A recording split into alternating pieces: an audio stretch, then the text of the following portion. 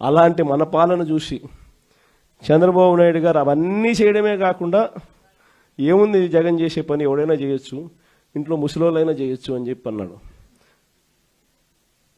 అవన్నీ చేయడమే కాకుండా నేను సూపర్ 6 సూపర్ 7 కూడా హామీలు అమలు చేస్తానని చెప్పిన వ్యక్తి ఈ 22 ఏళ్ళు కావస్తా ఉన్న ఈ సమయంలో చంద్రబాబు నాయుడు గారి హయాంలో జరిగింది ఏమిటి అని అంటే అన్ని పథకాలు, గతంలో జరిగే అన్ని పథకాలు రద్దు కావడం, సూపర్ 6 సూపర్ 7 మోసాలుగా మిగిలిపోవడం, పైగా వ్యవస్థలన్నీ పూర్తిగా నీరు గారిపోవడం, నిర్వీర్యమైపోవడం.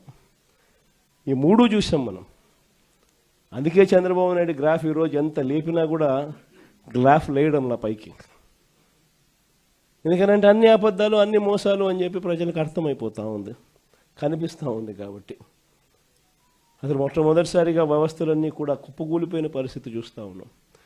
ప్రజలకు సంబంధించిన ఆరోగ్యశ్రీ తెరమరుగైపోతూ ఉంది. ప్రజలకు సంబంధించిన ఫీజు రీయింబర్స్మెంట్, పిల్లలకు సంబంధించిన ఫీజు రీయింబర్స్మెంట్ బకాయిలతో పిల్లలు చదువులు ఆగిపోతూ ఉన్నాయి. ఏ రైతుకు గిట్టుబాటు ధరలు రాని పరిస్థితి. సూపర్ 6 సూపర్ 7తో అన్ని రకాలుగా మోసాలు. సో మొత్తం ప్రభుత్వం అన్నది ఎందుకుంది అనేది ఒకసారి గమనిస్తే కొన్ని ఆశ్చర్యకరమైన విషయాలు కనిపిస్తాయి. నాకు కూడా ఒక్కొక్కసారి, మీ అందరికీ కూడా ఎప్పుడన్నా అనిపించుంటుంది, ప్రపంచం దేశమంతా చూస్తూ ఉన్నాం, అన్ని రాష్ట్రాలు చూస్తూ ఉన్నాం.